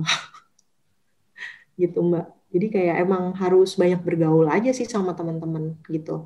Dan kalau culture shock sih kayaknya nggak ada ya yang bener-bener sorry, give me a second, baterai laptopnya habis. Nggak ada yang terlalu mengganggu banget sih. Kalau di India itu kan masih sama-sama kayak negara Asia ya, jadi nggak ada yang terlalu beda banget atau apa gitu. Paling kebanyakan soal agama ya, itu aja sih. Kerugiannya mungkin pergi ke tempat yang namanya agama itu penting gitu. Beda sama kalau kita kuliah di negara sekuler atau negara-negara yang udah nggak terlalu melibatkan agama dalam kehidupan sehari-hari gitu. Jadi ya insya Allah tidak akan mengganggu sampai belajar, nggak akan sih. Oke, itu tadi sudah dijawab ya sama Mbak Denis. Kemudian ini ada pertanyaan dari Mas atau Pak Nur Santoso. Halo Kak, makasih udah berbagi info. Saya mau tanya, satu dulu alasan Kak Anissa kuliah di tempat yang Kakak pilih sekarang karena apa? Tadi sudah sempat disinggung ya alasannya kenapa. Kemudian yang kedua, ada persiapan rencana studi dan penelitiankah sebelum berangkat? Oh, jadi udah kepikiran duluan gitu ya. Nanti aku mau penelitian tentang apa gitu. Terus kemudian yang ketiga, apa yang Kak Anissa tonjolkan atau jual sewaktu mempromosikan diri buat dapetin beasiswa? Oke. Itu, Mbak Denis. Ya. Pertanyaan sih bagus banget nih Mbak, kalau menurut aku. Kayaknya Masnya ini tipe yang sangat well prepared gitu ya. Beda banget sama aku maksudnya. Oke, kalau aku gitu ya dulu milih tempat kuliah di sana kayak tadi aku udah sempat ceritain ya, aku pilih di sana karena ada personal preference juga gitu. Aku pengen ketemu lagi sama sohib-sohib aku waktu di Korea itu, si anak India ini yang ketika aku dia tuh kelahiran tahun berapa ya? Mungkin cuma 2 atau 3 tahun di atas aku lah umurnya gitu. Si Ashu ini, temanku namanya Ashutosh namanya. Wah, sohib aku waktu di Korea dulu gitu. Waktu aku berangkat ke India dan finally aku ketemu sama dia, bayangin dia yang cuman usianya beda berapa tahun sama aku ya. Aku tuh lulus S1, kerja cuman kayak beberapa bulan, terus aku langsung berangkat S2 ya. Cuman kayak nggak nyampe 1 tahun lah, aku udah langsung berangkat sekolah S2 gitu. Dia, ketika aku ke India ketemu sama dia udah jadi associate professor. Wow. Like, gitu kan kayak, tapi orangnya tuh tetap humble, tetap asik, tetap lucu, adiknya juga pinter dan baik gitu. Dia profesor di bidang history ya, di bidang apa? Di bidang sejarah gitu di Delhi University gitu, yang universitas hitungannya paling prestisius lah di India gitu, salah satu yang paling prestisius di India gitu. Jadi kayak aku tuh kayak pengen banget tahu kehidupan dia di sana kayak gimana, kayak tertarik dan emang jujur pengen banget ketemu sama dia lagi gitu. Kayak ada lah kayak gitu, kayak ada misalnya ya, ini kan kita ngebayangin aja, oh dulu pernah kenalan sama mahasiswa Korea di suatu acara kepemudaan, terus kayak timbullah bunga-bunga apa, terus aku pengen menyusul dia gitu. It's totally fine ya, go for it gitu, nggak apa-apa gitu, itu bisa jadi satu motivasi juga kan untuk kita gitu. Dan waktu itu emang aku salah satunya kenapa milih beasiswanya ke India karena syaratnya juga ternyata nggak susah gitu, dan apa-apa itu di sana murah banget. Mungkin biaya hidup ketika tahun 2010 di Hyderabad itu ya, 2010-2011 itu di Hyderabad, mungkin kayak Semarang kali ya, untuk makan, biaya hidup lain-lain, itu Jakarta tuh jauh deh, gitu. Jadi kayak tiket pesawatnya murah, karena aku kenal banget diri aku tipe yang gampang bosan gitu, terus kayak pengen kesana, pengen kesini gitu. Kalau aku kuliah kayak di Amerika, pesawatnya tiketnya berangkat udah berapa puluh juta gitu kan, apalagi pulangnya, aku nggak bisa sering-sering pulang, nggak bisa sering-sering jalan-jalan, harus kerja keras lah gitu di sana. Kalau di India tuh murah banget, tiket pesawatnya tuh kayak ya sama ke Jayapura aja jauh lebih mahal ke Jayapura gitu tiketnya kan. Jadi aku mikir udah sana aja lah, nggak usah jauh-jauh gitu. Yang aku tiap semester bisa pulang gitu. Terus ternyata di beasiswa ICCR ini asiknya nih loh, salah satu asiknya beasiswa ICCR nih. Memang dia nggak ngasih tiket pesawat ya untuk kita pulang pergi ya. Kita nggak usah terlalu mikir lah, kan tiket pesawatnya jujur nggak terlalu mahal ya. Kayak cuman ya dulu itu kayak cuman ke sana itu mungkin 3-4 jutaan ya. Itu udah kayak bisa nyampe sana dengan penerbangan yang enak, yang bukan budget, yang bukan bukan yang nggak bagus gitu. Pokoknya udah oke lah kayak Thai Airways atau apa. Nggak mahal gitu penerbangan ke sana. Terus ICCR itu setiap liburan semester, baik summer maupun winter vacation, itu dia nyediain namanya ICCR tour. Jadi kita dikasih seminggu dibayarin jalan-jalan gratis keliling India. Bayangin, enak banget kan gitu. Kayak aku nih kan dari kota yang Hyderabad itu musim dinginnya tuh paling cuma 6-8 derajat lah, sedingin-dinginnya di sana gitu kan. Walaupun itu udah bikin bibir kita crack, kaki kita pecah sampai berdarah-darah gitu ya, saking dingin dan keringnya, humidity-nya cuma kayak 20%. Beda banget sama di sini yang humidity-nya bisa 80% gitu. Terus kalau misalnya di Hyderabad tuh kan nggak terlalu dingin ya Pak, masih panas gitu. Kita vacation ke tempat yang dingin. Kayak tadi ke Shimla itu aku ke sana ya waktu liburan juga. Terus pernah juga aku winter vacation ambil trip ke negara bagian Rajasthan. Rajasthan itu salah satu gurun lah yang paling besar juga di India, itu gede banget. Di sana kita bisa kayak naik unta, datang. Ada penggemar Raisa sama Hamis Daud nggak sih di sini? Tahu kan mereka pernah bulan madu atau baby moon atau apa ke kayak kastil di India gitu kan, di Jaipur kalau nggak salah. Nah itu ke situ, aku ke situ exactly ke tempat mereka nginep itu gitu. Bukan nginep di situ ya, karena itu luxury hotel lah gitu.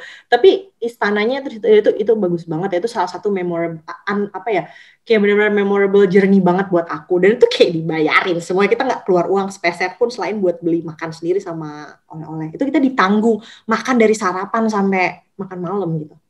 Itu setiap liburan ada. Kalau musim panas, kita liburannya ke tempat yang dingin. Kalau musim dingin, kita liburannya ke tempat yang gerah, kayak ke pantai, ke goa, atau apa gitu-gitu. Jadi asik kan gitu. Terus persiapan rencana studi dan penelitian sebelum berangkat. Dan ini salah satu kenapa aku milih ke India, karena di India itu untuk beasiswa S2, terutama di kampus aku, itu kita bisa milih jalur namanya by course. Jadi aku bisa selamat sentosa lulus S2 tanpa tesis itu. Yeay. Jadi kayak nggak melulu S2 itu harus penelitian, belajar di lab, pusing, jungkir balik gitu. Enggak. Jadi ya benar-benar cuman SKS-nya tesis, itu aku ganti sama kuliah, ujian, selesai, lulus S2, dapat master. Gitu. Enak banget. Jadi kayak itulah, kita harus kenal dulu nih diri kita nih orangnya kayak apa. Kayak aku nggak sanggup deh tesis, aduh pas banget. Aku tuh kan kuliah di luar negeri pengennya jalan-jalan, nggak pengen belajar gitu kan, misalnya gitu. Terus ya udah jangan pilih yang by research gitu, pilih dong yang by course gitu. Karena nggak selalu S2 itu harus selalu dengan penelitian dan outputnya berupa tesis gitu.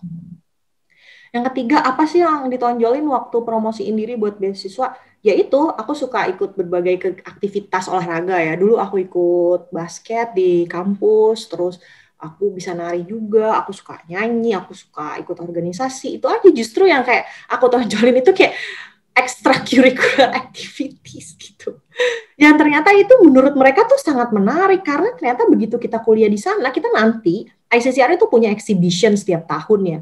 Jadi kita kayak nanti akan disuruh nampilin tarian dari negara kita, nyanyian dari negara kita, gabung sama mahasiswa internasional lain yang kita saling mempertontonkan budaya kita gitu. Jadi kayak akademik tuh ya jangan sampai kegiatan ekstrakurikuler tuh mengganggu kuliah lah gitu kalau prinsip aku dulu.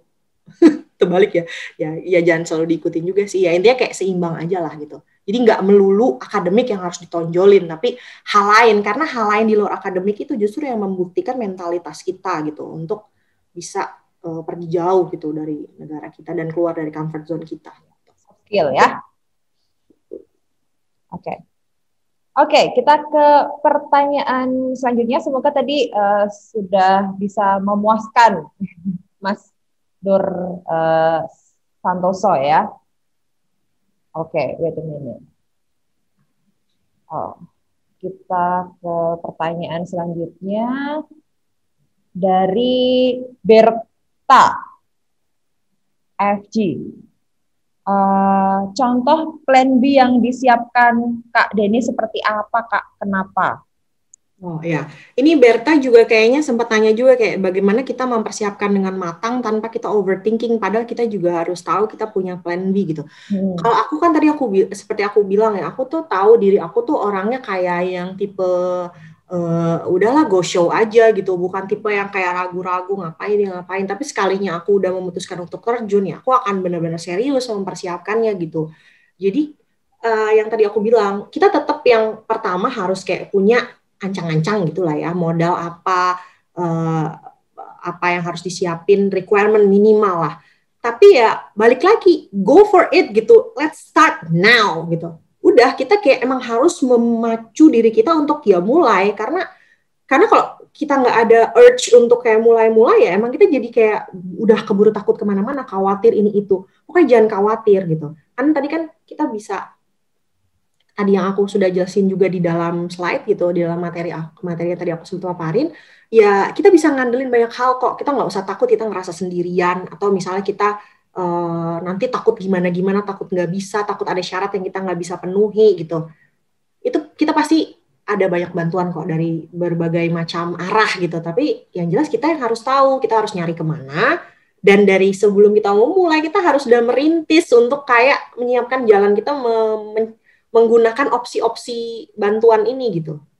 Jadi ya itu aja sih, jadi harus seimbang, nggak usah terlalu overthinking banget, tapi ya kita harus langsung mulai aja gitu. Oke. Kemudian pertanyaan dari Enggar Safinatul dari Nganjuk, izin bertanya bagaimana proses pembelajaran perkuliahan di India dan bagaimana cara kakak menyesuaikan diri dengan perbedaan-perbedaan yang ada bagi dari segi bahasa dan culture dengan teman-teman dan dosen di kampus. Terima kasih. Oke. Ini juga bagus banget pertanyaannya, terima kasih ya. Mungkin ini memang sebenarnya aku hampir lupa juga untuk ngejelasin. Yang menarik dari belajar di kampus aku di EFL University itu adalah mereka punya sistem yang namanya cafeteria system. Yang mana ini tuh kayak benar-benar completely new ya ke aku waktu itu gitu. Karena kalau kita di Universitas Indonesia, kita kan punya juga mata kuliah namanya mata kuliah pilihan. Tapi as a matter of fact gitu, yang namanya mata kuliah pilihan itu kayak kita boleh milih 3 di antara 4, dan ternyata jadwal yang satu bentrok dengan kuliah kita yang lain, bla bla bla bla bla. Akhirnya ujung-ujung kita nggak punya pilihan lain gitu. Selain yang ngejalanin yang mata kuliah yang udah itu aja gitu. Jadi kayak itu bukan mata kuliah pilihan sih gitu, mata kuliah wajib juga namanya gitu, karena kita nggak bisa milih dari segi waktu maupun apa yang kita mau ambil. Nah kalau di cafeteria system itu, namanya udah cafeteria system ya, di cafeteria system ini kita benar-benar kayak bebas memilih apapun yang kita mau. Jadi dari awal, kalau aku dulu ngambilnya MA English Bracketed Linguistic, itu artinya aku akan mengambil 50% perkuliahanku adalah umum atau sastra Inggris secara umum, media and communication, TESOL, terus apa ya, yang lain lah pokoknya yang berhubungan sama sastra Inggris, nggak harus yang berhubungan sama linguistik. Tapi 50%-nya akan aku khususkan untuk belajar linguistik. Jadi aku akan dapat gelar MA English Bracketed Linguistic. Ketika aku mengambil mata kuliah ini 70% mata kuliah linguistik, maka aku akan dapat MA Linguistik. Kalau aku 70% mengambil mata kuliah TESOL, ya aku akan dapat MA TESOL gitu. Jadi kita bebas banget memilih, dan nggak dari awal kita dipaksa. Aku mau masuk jurusan teknik mesin, ya udah teknik mesin, enggak gitu. Kalau di India tuh bahkan untuk S1 ya, mereka enak bagusnya di India itu sistemnya udah kita ngambil major dan minor gitu. Kalau untuk di universitas yang biasa ya, bukan universitas vokasi ya, yang udah kayak jelas penjurusannya atau yang sifatnya profesi gitu. Kita bisa ambil misalnya untuk kita S1 nih, kita ambil jurusan misalnya major kita ambil psikologi gitu. Tapi kita mau ambil minor sastra Inggris. Jadi nanti kita bisa kuliah barengan sama anak-anak sastra Inggris gitu. Terus kayak aku gitu, mau ikut sit-in kuliah di kampus orang, kita tinggal izin sama profesornya, Prof saya mau ikut kuliah ini, boleh ya, saya dari jurusan ini, nama saya ini. Oh nanti akan dipersilakan, oh silakan ikut, tapi syaratnya kamu nggak boleh gini-gini, nanti harus ikut ngerjain tugas atau apa, misalnya tergantung lah gitu. Jadi yang namanya cafeteria system itu benar-benar kayak membuat diri kita jadi mandiri dan bertanggung jawab penuh atas pilihan kita gitu. Jadi ketika kamu hanya boleh memilih 5 mata kuliah, kamu disediakan 20 mata kuliah atau bahkan mungkin 30. Jadi kayak kamu harus benar-benar mengenal kamu tuh mau ke arah mana gitu. Kamu suka bergaul sama teman-teman yang mana, kamu mau ketemu sama dosen siapa, kamu punya dosen idola atau apa, oh mau ikut mata kuliahnya dia atau mau jadi kayak dia, ya nggak apa-apa. Pokoknya kita tanggung jawab banget gitu sama diri kita sendiri, kita pilih, dan waktunya tuh sangat-sangat fleksibel, kuliahnya banyak, dosennya banyak, temannya juga banyak, jadi kayak nggak akan terkukung dengan itu gitu. Dan nanti di tengah-tengah baru kita akan dikasih pilihan, kamu mau ikut ngambil by research atau mau ngambil by course. Jadi nggak dipaksa dari awal juga gitu. Nggak ada deal-dealan, oke nanti pokoknya ya tesis terakhirnya gitu. Nggak juga. Ketika kamu merasa kamu emang butuh tesis untuk, kamu misalnya dosen, Terus ya aku harus ngerjain tesis karena itu nanti ditanya sama kampus aku, bla bla bla bla. Ya udah, pilih by research. Tapi kalau ya kan aku kuliah ya santai-santai aja, pengennya yang gampang-gampang aja, yang penting cepet lulus gitu kan. Ya udah realistis aja, ambil aja by course gitu kan. Gitu. Okay. Mungkin ini konsepnya sama ya dengan yang diwacanakan oleh Menteri Pendidikan yang sekarang ya, Pak Nadiem Makarim, Merdeka Belajar itu kan. Jadi mandiri banget, mandiri belajar dan kayak kebebasan untuk jalan hidup kita. Ya, bisa explore ke mana-mana gitu. Explore banget. Aku bahkan sempat kayak goyah gitu ya waktu di sana itu. Aku kan udah apply awalnya itu memang udah pengen masuk MA English gitu. Tapi begitu di sana, kok ternyata kayak lebih cocok ikut kuliah jurusan Media and Communication ya. Aku kayak hampir goyah pengen nyebur ke sana gitu loh. Tapi kayak dipikir-pikir, jangan-jangan. Oke, aku harus stick to my decision dari awal gitu. Tapi aku udah ikut ya, udah icip-icip kuliahnya Media and Communication itu, yang mana seru banget gitu. Oke. Selanjutnya dari Sarah, hai Kak Anissa, untuk tesis S2 di sana apakah hampir sama dengan S2 di Indonesia? Sama. Basically sama. Ya, oke, sama ya. Kemudian tadi dari Star Nur Hidayah di Solo, bagaimana alur pendaftaran untuk beasiswa kakak dan bagaimana cara menulis CV yang menarik agar bisa diterima? Wah. Oke, kalau ini sih sebenarnya untuk beasiswa India ya. Aku nggak akan ngomong beasiswa lain ya, karena aku yang paling tahu ya otomatis tentang beasiswa India gitu. Kita cuma sekedar ngikutin formulir yang udah mereka kasih. Kita nggak harus nulis macem-macem, nggak harus nulisin kayak motivation letter, whatever kayak syarat-syarat susah dari LPDP itu ya. Nggak harus. Terus kayak recommendation letter gitu-gitu, ya biasa banget lah, pokoknya kayak minimum requirement gitu. Terus kayak beasiswa AAS itu juga nggak sesusah yang aku pernah bantuin teman untuk proofreading apply beasiswa AAS. Itu juga nggak terlalu susah. Kita cuma tinggal ngikutin formulir yang udah dikasih aja. Terus beasiswa KGSP untuk ke Korea juga sama kayak gitu. Jadi nggak alurnya, kita cukup ngikutin timeline yang udah dikasih sama mereka aja. Dan kalau untuk nulis CV, ya itu tergantung kita butuh atau enggak gitu. Kalau misalnya saya nggak butuh ya ikutin aja sesuai sama instruksi dari syarat yang ada dari beasiswanya gitu. Itu aja sih. Jadi aku kayak nggak punya spesifik ya. Kayaknya ada orang yang lebih expert deh mungkin ya, narasumber yang lain itu kayak menurut CV yang menarik. Kalau aku sih tetap, bagi aku strength aku adalah prestasi-prestasi aku dan kegiatan-kegiatan aku yang lain yang pernah aku ikutin di luar kegiatan akademis, jadi kegiatan non akademis gitu. Jadi ya aku akan otomatis nonjolin juga ke situ gitu, bahwa aku tuh kayak multi hobiku tuh lumayan banyak dan aku kayak seneng join kegiatan apapun. Jadi si pemberi beasiswa nih bisa melihat, oke, ketika aku akan ambil orang ini, nanti ketika dia belajar di sana, dia akan sangat partisipatif dalam kegiatan-kegiatan yang kita buat kayak gitu loh. Karena kalau cuma belajar doang nanti nggak mau ikut kayak disuruh mewakili negaranya untuk nari atau untuk apa gitu. Oke. Karena namanya juga beasiswa ICCR, Indian Council for Cultural Relation. Jadi memang culture-nya ini banget ya. Benar-benar ditonjolin juga di sana gitu. Oke, kita ke pertanyaan selanjutnya dari Astri Novindasari Manalu. Excuse me, I want to ask, if you want to apply for a master scholarship but you haven't graduated from S1, can we register?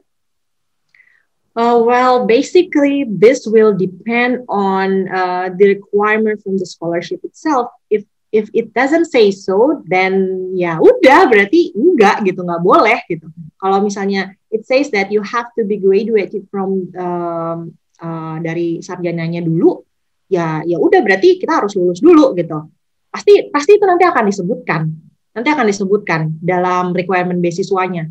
Ketika misalnya kamu apply untuk beasiswa S2, di situ pasti ada syarat ijazah dan transkrip untuk undergraduate gitu. Ya udah, berarti kan itu artinya kita harus lulus S1 dulu kan gitu. Tapi ya mungkin aku kurang pengetahuan juga tentang ini. Mungkin ada juga kayak beasiswa dari kampus atau dari sekolah-sekolah ya yang memungkinkan kita tuh udah di scouting atau kita bisa mengajukan diri sebelum kita benar-benar lulus beasiswa S1 gitu. Jadi itu balik lagi ke persyaratannya. Kalau beasiswa India ini nggak boleh. Ketika kita mau lanjut ke jenjang S2 ya berarti kita harus udah pegang dulu ijazah S1-nya gitu. Oke. Lanjut ke pertanyaan selanjutnya. Kalau di India dari Nova Kusuma Denada di Solo, kalau di India ada jurusan khusus gitu nggak sih Kak yang direkomendasikan, kayak misal di India itu spesial untuk yang mau belajar filsafat begitu. Oke, yang kedua, bagaimana perbedaan gaya belajar di sana? Seberapa sulit untuk bersaing? Karena pasti dong ketika di sana lebih terpacu untuk bersaing dengan pelajar dari mancanegara gitu. Oke. Ini sangat-sangat menarik banget. Yang pertama itu sih kayak ya benar banget ya, setiap negara, setiap universitas itu pasti punya jurusan-jurusan yang kayak udah terkenal lah di situ gitu. Kayak mungkin kalau kamu jurusan teknik gitu, ada di India itu yang kampus MIT-nya India lah, namanya IIT, Indian Institute of Technology. Itu juga ya itu universitasnya si Three Idiot itu gitu, yang kayak kompetisi untuk masuk ke sana tuh benar-benar parah banget gitu ya, benar-benar kayak susah banget gitu, ada yang kayak gitu. Terus kayak ya untuk EFL University ini otomatis yang unggul ya untuk jurusan kayak TESOL. Untuk filsafat itu juga sangat-sangat bagus banget di sana, karena contohnya dosen-dosen dari kayak UGM sama IKJ itu lumayan banyak yang ke India. Dan banyak yang memang pengen ke India untuk beasiswa S3 ya. Karena ya di sana memang udah cukup terkenal ya untuk kayak filsafat seni, filsafat bahasa gitu. Itu di sana bagus banget. Yang kedua, persaingan. Jadi persaingan ini kayak sesuatu yang bikin aku juga shock pas di sana. Kayak orang Indonesia kan belajarnya, nggak tahu ya, aku nggak bisa bilang orang Indonesia juga sih. Kayak aku ya belajarnya tuh kayak tipe yang santai aja gitu, tipe belajar yang, ini maksudnya aku cerita kayak gini bukan berarti aku mau ngentengin usaha teman-teman atau kayak mau mencitrakan seolah diri aku tuh kayak udah nggak ngapa-ngapain tuh udah bisa gitu, nggak juga gitu. Aku justru kayak pengen bilang kalau aku tuh juga hidupnya santai-santai aja kok, bukan tipe yang kayak belajar terus gitu atau ranking 1 terus gitu ya, nggak juga gitu. Dan ini yang bikin aku kaget gitu, kan aku kalau belajar ya cuman kalau mau ujian doang gitu kan, atau kalau ada tugas doang gitu ya belajar. Nah begitu aku nyampe India, kalau di India, di kampus aku ya, aku nggak tahu di kampus lain, yang karena fasilitas bisa beda-beda ya. Di kampus aku itu ada perpustakaan yang bukanya tuh sampai sekitar jam 7 malam lah ya. Terus di atas perpustakaan itu ada namanya study room, kayak ruang reading room gitulah, kayak ruang baca. Dan kayak oh my god, aku kayak abis maghrib tuh udah keliling kampus tuh nongkrong, main, makan, ngobrol sama teman-teman, main bulu tangkis, jogging, atau ngapain ya. Sementara kayak ruang belajar itu tuh kayak masih terang, banyak orang belajar, dan kayak full gitu. Kayak aku kayak bertanya-tanya nih orang pada ngapain sih sampai malam-malam kayak gini gitu. Ya mereka kayak emang orang-orang India tuh kayak bener-bener mereka textbook banget orang-orangnya. Jadi kayak theoretical banget. Makanya ini kayak plus dan minusnya orang Indonesia ya. Ketika kita dapat dosen yang dia juga India banget gitu, yang belum pernah kuliah di luar negeri gitu, terus kayak gaya belajarnya juga sama kayak teman-teman yang India gitu, dia akan sangat tekstual banget. Gitu. Tapi ketika jadi gimana ya, kita untuk bersaing sama orang India susah banget karena ya jelas-jelas mereka bahasa Inggris tuh kayak ya udah bahasa mereka lah gitu, udah paham banget, mereka belajar gampang dengan teks buku bahasa Inggris gitu. Itu kayak yang bikin aku kaget banget ketika di ruang kelas. Kalau kita kan ditanya sama dosen, ya ada yang mau bertanya, semua pada diem, menunduk, menghindari dari tatapan dosen gitu kan, bagaimana supaya caranya supaya kita nggak ditanya gitu kan. Itu kalau di sana dosennya belum selesai ngomong, itu semua orang udah angkat tangan untuk nanya. Aku tuh kayak, apa ini? Tolong. Masa cuma gue doang nih yang nggak ngerti gitu. Yang lain kok semua pada jago-jago banget gitu. Bahkan mereka kayak udah relate sama pelajaran yang udah lewat atau pelajaran yang belum dipelajari tapi ada di dalam buku yang kita lagi pelajari gitu. Kayak oh my god, gila, kayak aku merasa tertekan banget gitu. Kayak oh yang lain kok pinter-pinter banget, kok aku kayak 0% banget gitu. Itu kayak aku kaget banget. Tapi ya di situ aku jadi kayak berusaha untuk oh ternyata ya kalau memang kita pengen berkompetisi harus kayak gini, kita harus bersaing nih, gimana caranya nih supaya kita nggak kelihatan kayak tenggelam banget lah di antara mereka kan. Nah tapi yang jadi kayak keuntungan kita sebagai Indonesia, kayak kita gaya belajar kayak gini, kita tuh kan lebih cenderung ke creative thinking ya, udah mulai gitu. Kita lebih kayak kalau misalnya kita nggak belajar buku, kita gimana nih cara berakrobat mencari alasan dan apalah mengarang indah gitu ya, mengarang bebas gitu.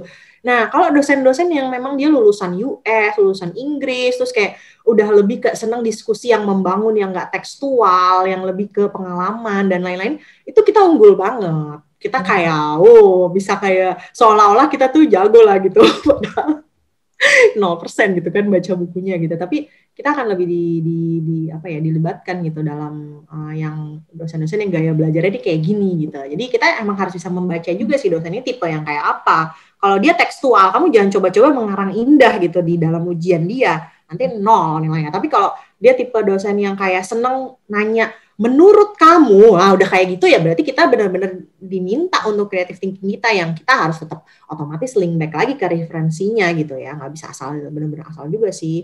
Dan yang kayak di EFL itu dosen-dosennya udah lebih open minded gitu, nggak terlalu yang tekstual banget. Jadi kita kalau ujian gitu unggul lah mahasiswa Indonesia. Aku seneng banget karena di sana ternyata orang Indonesia banyak gitu kan. Dan orang Indonesia itu reputasinya itu selalu bagus. Nggak pernah kayak yang dijauhin jadi public enemy, itu nggak pernah. Beda sama teman-teman dari negara-negara lain ya, sorry to say gitu. Ada yang kayak memang orang nggak mau terlalu deket-deket sama mereka atau gimana gitu. Tapi kalau orang Indonesia tuh semua orang suka, semua orang cinta gitu sama orang-orang Indonesia. Karena kita tuh multi talented. Diajak main badminton, ayo juara melulu gitu kan. Diajak main volley, ayo seru, rame, jago gitu.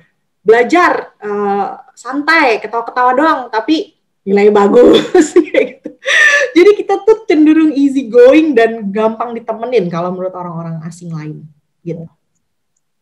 Oke. Jadi tadi kita harus tahu dosennya seperti apa gitu ya. Oke, selanjutnya dari Krisna Ayu Mayangsari, Kak mau untuk mendaftar beasiswa S2, apakah akan dilihat seberapa lama kuliah S1-nya? Misal kalau untuk kuliah S1-nya lebih lama dari 4 tahun, gitu. Apakah memungkinkan untuk mendapatkan beasiswa, gitu? Mungkin lulusnya molor, gitu. Gimana tuh, Mbak? As for India, no. Nggak akan dilihat. Bahkan yang IPK-nya di bawah 30, oke-oke aja. Bisa aja lulus. Nggak masalah, jadi emang tetap balik lagi ke pemberi beasiswanya ya. Tapi kayak jangan pernah kecil hati lah, kalau misalnya gini loh, kita bisa kasih justifikasi kenapa kita lulusnya lebih dari 4 tahun. Kayak contohnya misalnya kita karena memang berprinsip jangan sampai kuliah mengganggu kegiatan UKM, gitu misalnya kayak aku dulu ya gitu. Ya nggak apa-apa nggak 4 tahun, orang akan fokus ke situ gitu. Nggak akan juga nanti kamu ketika kerja ditanya, kamu kemarin kuliah berapa tahun gitu, nggak akan gitu. Jadi nggak akan selalu melihat ke situ sih. Ya, lebih ke skill ya, skillnya. Ya, lebih kita justifikasi kita aja, kita memanfaatkan waktu kenapa kita kuliah nggak bisa selesai tepat waktu tuh kenapa sih gitu. Tapi ya jangan 7 tahun juga sih gitu. Oke, selanjutnya dari Citra Pertiwi, sepengetahuan Kak Anissa, ada nggak batasan usia untuk beasiswa S2 di luar negeri? Pasti ada banget. Kayak makanya tadi aku bilang kenapa aku ngejadiin waktu itu sebagai satu consideration ya. Karena setiap beasiswa, setiap kementerian saat kita mau ujian CPNS itu pasti punya batasan waktu. Terserah mereka mau apa gitu, kayak terserah mau batasan kayak LPDP itu untuk S3 kayak berapa sih LPDP itu 40 tahun atau 35 tahun nggak tahu ya, aku lupa juga. Itu setiap beasiswa pasti kita itu tinggal lihat aja di persyaratannya, itu pasti ada batasnya. Makanya itu kita berpacu sama waktu tadi seperti aku bilang gitu. Ketika kita masih muda belia gitu ya kita bebas lah mau kapan aja ikut, mau slow dulu, mau ikut yang susah dulu baru yang gampang, atau mau langsung ikut yang gampang-gampang dulu atau gimana, bebas. Tapi kita udah berpacu sama waktu, umur udah mepet, ya kalau bisa yang efisien lah ikutnya, jangan yang muluk-muluk kayak gitu, realistis dan optimal persiapannya gitu. Jadi pasti ada. Oke. Kalau saya nggak ini, kayaknya udah semua deh ya, udah semua terjawab yang ada di kolom chat.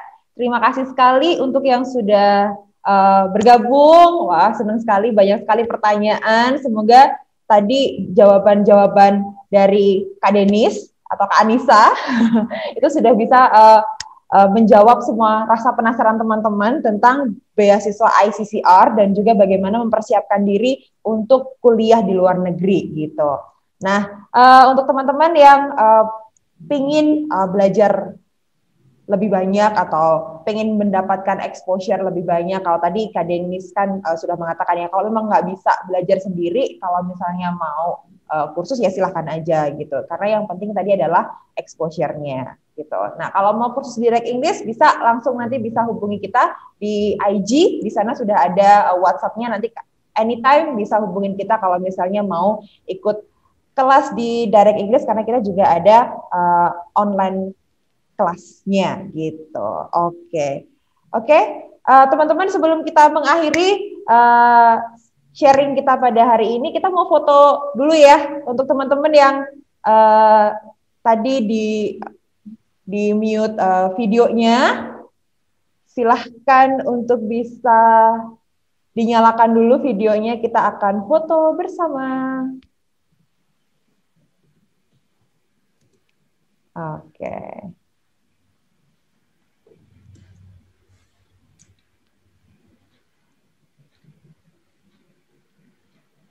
Sudah? Ayo, yang tadi keasikan didongengin sama Mbak Denis. Wake up. Ya, kalau udah terlalu banyak teori, terus aku ngantuk gitu. Enggak, tapi hari ini seru banget kok, seru banget. Aku jujur aja nih Mbak Denis ya, aku tuh agak to be honest underestimate gitu sama India. Ya kan gitu. Tapi dengar ceritanya Mbak Denis tadi tuh jadi wow, kayaknya seru juga gitu. Nah, mungkin ya, jadi kayak gini Mbak, ada semacam kayak superstition gitu ya. Kalau kamu udah bisa survive hidup di India setahun aja tanpa kekurangan apapun di badanmu dan di mental kamu gitu ya, itu kayak kamu ditaruh di mana aja di dunia ini pasti hidup lah gitu. Oh gitu. Standar apa ya untuk ngetes mentalitas dan ketahanan fisik gitu ya di situ. Jadi bukan ospek ya teman-teman ya, harus kuliah di India. Oke, sudah siap semuanya untuk bisa foto bersama? Oke, wow. Oke, Mbak Sekar, Krisna Ayu silahkan, yuk kita, ini ada 2 slide, jadi saya akan ke slide yang pertama dulu. Oke, sudah siap? 1, 2, 3. Kita bilang sama-sama India ya. 1, 2, 3. India. Oke. Sekali lagi ya. Sekali lagi. Yang slide pertama, sekali lagi ya. 1, 2, 3. India. Oke, kita akan ke slide yang kedua. Oke, 1, 2, 3. Say India.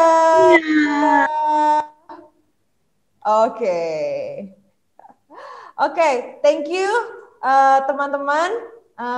Linknya absen sudah di link ininya sudah ya. Oke. Kita akan menunggu dulu, nanti linknya akan dibagikan, nanti teman-teman juga akan menerima sertifikat dari webinar pada siang hari ini. Seru banget, nggak kerasa ini udah lewat hampir jam 3 karena seru banget. Hampir jam 3 waktu Indonesia Barat, seru banget ternyata. Kita ngobrol hampir 2 jam, thank you banget. Thank you banget Mbak Denis, terima kasih untuk waktunya. Masih ada pertanyaan lain yang lebih spesifik atau mungkin terlalu malu untuk ditanyain di depan umum gitu ya. Bisa juga, aku akan ketik email aku ya kali di message, di chat. Nanti silakan bisa kirim ke aku pertanyaannya. Ya, oke. Selagi Mbak Denis menuliskan alamat emailnya, teman-teman bisa dicek di kolom chatnya. Dari Direct English Solo sudah mengirimkan link attendance-nya ya. Jadi silahkan diisi di sana untuk nama dan sebagainya ya. Kemudian nanti biar kita bisa kirim sertifikatnya gitu. Ya, itu tadi